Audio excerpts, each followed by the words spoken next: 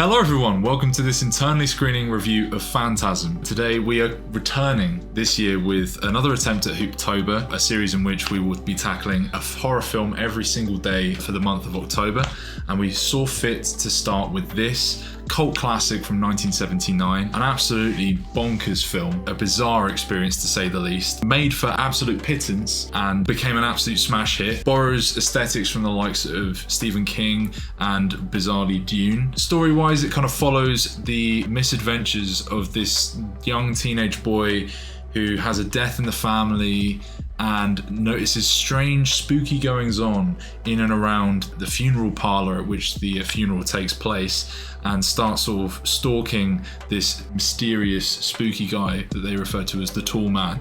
And numerous hijinks ensue where they sort of discover all sorts of crazy goings-on underneath the surface. So I'm going to put it to you, Rupert. What were your first impressions of Phantasm? Phantasm, while it has a lot of shortcomings, is basically a real gem in terms of amateur filmmaking. And I mean, this was made for, I think, around $300,000 in '79, which is not the smallest budget, but still relative for the time, a very small budget. Sub a mil is still always a small budget, yeah. Past the 50s pretty much. So like, crazy small budget, and really makes the most out of what budget it does have in terms of going over the top, because you think like normally with a low budget horror film, the classic example of a low budget horror film is Blair Witch Project, which is very minimalist. Yeah. This is the opposite. It's a low budget horror film that's very maximalist. It has like weird fucking flying drone murder bots. It has like cars exploding. Yeah. It's got like crazy gore and like all these kind of wacky action sequences, and while it is certainly lacking and sort of feels a bit amateurish in the editing and acting side of things, and is a little bare bones on story, I can't hate too much on a film that was made for this amount of money that manages to effectively show another dimension opening within a funeral parlour. I mean, I don't even know how I would try and break down story. Yeah, what happens in the film? It's really hard to say. Yeah, because that's the thing. It's one of these things that sort of starts off really simplistically, because it begins off. You have this bizarre opening scene that seems like a real non sequitur in this graveyard. Sort of sets it up to be some kind of slasher film. Exactly, and so this young bloke with hell of a moustache is about to bed an attractive young lady, and then she brandishes a knife, stabs him in the heart, and then turns into an old man. And then there's your intro, and then you basically don't see anything of this young lady ever, like for like a good half of the film. Like it's just gone, and instead turns focus on this young boy who is mourning the loss of his brother. I believe he's like an older brother, right? Or something like that. Some it's relation. Hard to say. The film is quite sort of nebulous in terms of what's going on. All you really know is that the young kid's older brother wants to leave town. So he's like really holding on to his like brotherly relationship.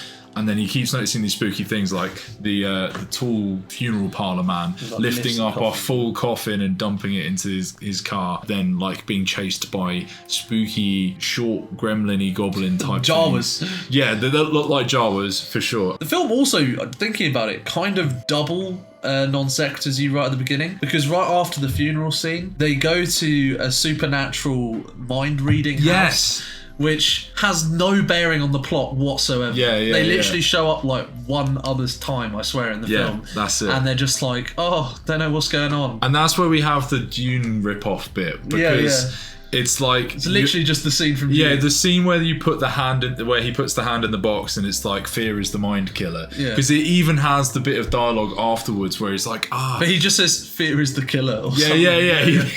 They drop one word out of it. Did they like, no, this is our own material. Copyright avoided. It's like when we sort of zoom into footage to avoid copyright. It's 5% zoomed in. It's completely different. So you have that, and the only other time you have that character, any of those characters recur, like the old lady like giggles to herself after he leaves for some reason. So are they scamming him? Are they scamming him? You don't know. And then the young girl that's with her goes into the funeral parlour, opens a door, and then she screams, and you presume she's been murdered. So that's literally it for that character and that arc. Weird. And it's basically like the kid keeps getting spooked. And eventually he convinces his brother. There's the weird scene where he like cuts off the fingers. So he breaks into the funeral parlour, gets chased by the old man. I mean, he takes the finger. Does he chop it off the old man? Yes. Yes, he does. The old man gets his hand stuck in the door. Like yellow blood, like mustard everywhere. And then he's got the finger in a box that then turns into a bug that attacks them. A weird demonic fly. And the beauty of this film is that it doesn't explain any of it, which is kind of great, also kind of infuriating. Yes. There's also something it does, and it kind of runs with this more so even up until the end of the film, is this whole dreamlike sensation. Yes. And it will have many dream sequences in which he's convinced something's happening to him, and he's like, oh, it was just kind of like, it was either foreshadowing or just a representation of the character's fear. Yeah. But then there are points later in the story where a dream sequence will happen and it'll be like, oh yeah, that whole bit that was all a dream, and you're like, okay, I can't follow any of this shit. Like you kind of,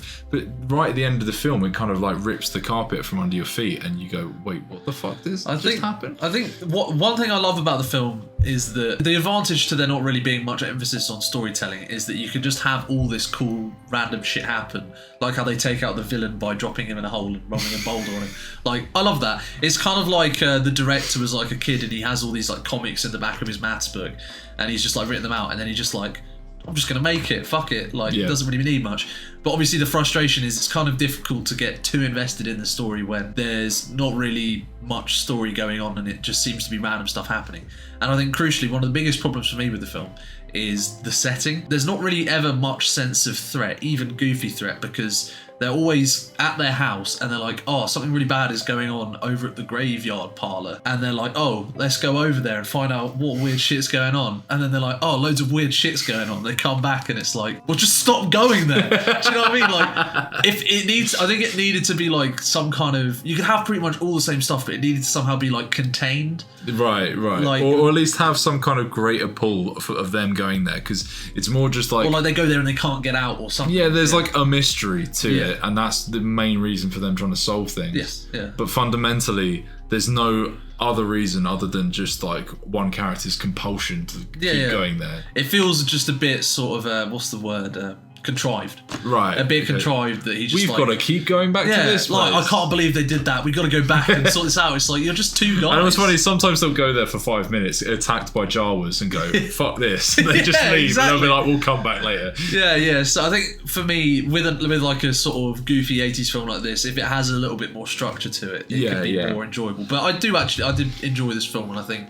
if you're looking for like an 80s oddity, this is definitely one of the weirder ones. Oh, 100%. I think it's aided by like its aesthetics, because I think it looks really glamorous. Like we've said, and great effects as well. Yeah. Like especially the murder bot. I love that. The murder bot is again a non sequitur, because it's used once, is destroyed immediately afterwards, and then like never comes back. Yeah. But for the one kill it gets, I almost prefer that to it happening every I know the one kill it gets is unreal, and I'll probably have a clip for you right now. But how on earth does that tie into this grander plot? Because we've kind of scratched the surface of the plot. I mean, there's not really much to say. No. Well, we've kind of they're just constantly going to and from this part. Yeah. But what we've ignored, various car chases. What we've ignored is that the grand climax of the film reveals that there is a portal in the back. Yes, yeah. And that he's creating Jawas out of dead bodies in order to become slaves on a planet in a different dimension. Which he gets to via a giant tuning fork. Yes, in the ground, yeah.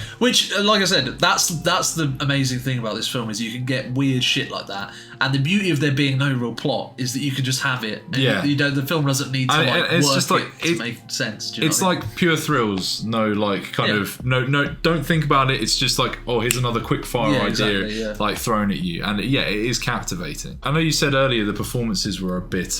They felt a bit amateurish, similarly cheap to the film's budget, but I don't think it felt any more amateurish than a lot of its contemporaries. No, and I think maybe the acting is definitely hampered by some really bad editing. The acting is like very average 80s acting, which is not great. I mean, that's fair, but I think a crucial factor of it was that I thought there was really good chemistry between the two brothers. Like I felt that I found that a compelling aspect of it, where I wasn't so much. It's not the kind of relationship you often see emphasised in films that often, like an older brother, like a much older brother and a younger brother. So it did have an interesting dynamic there. I was really confused by the presence of the bald friend who looked about 40. That was the problem, was that he looked so much older. It's clearly the director's mates. Right, probably. Who is just like, I've spent all the money on everything else. Please do this for free. That's because you couldn't buy the fact that they were mates, or at least there was no explanation. There's that great scene of them playing the guitar. That's great. Yeah, they're just jamming out. Yeah. There's no explanation for it. You don't need an explanation. Yeah, no, you don't. But like, I just love. As a way of introducing two characters. You never really see that either, and it felt really organic and natural. Like they hadn't overdubbed it. Because they're friends in real life. Yeah, it was we just play the guitar and jam like this all the time. Yeah, that was cool, and a good way of very quickly establishing a dynamic between two people, even if one does look 20 years senior of the other. So, I mean, along with some of the excellent design work, where you've got, like we mentioned, the crazy robot thing, the mausoleum that they're in is like marble lined, it's really intricate. Yeah, really odd set. Yeah. But then it's contrasted, like later on you have like the white room with the portal barrels. in it. Yeah, and the barrels. It's like, it's a really sort of sudden juxtaposed, like hyper modern looking set. Yeah, because the film is revealed later on to sort of be a sci-fi film. Yes, but whereas initially it seems much more supernatural and or just kind of like slasher-esque. But yeah, there are a couple of really nice bits of cinematography as well. One shot that really sticks in my mind is when the young kid senses something bad's happened and they're driving down the road to try and find the bald friend, and the car is overturned, and you've got like the car is backlit, but then the rest of the shot is just lit by the upturned headlights. And they use that for a fade out as well at some point. It's just like a really aesthetically pleasing shot, and there's a few moments in there were genuine like filmmaking chops at Hanley. Like, as silly as this film is, and as much as we're sort of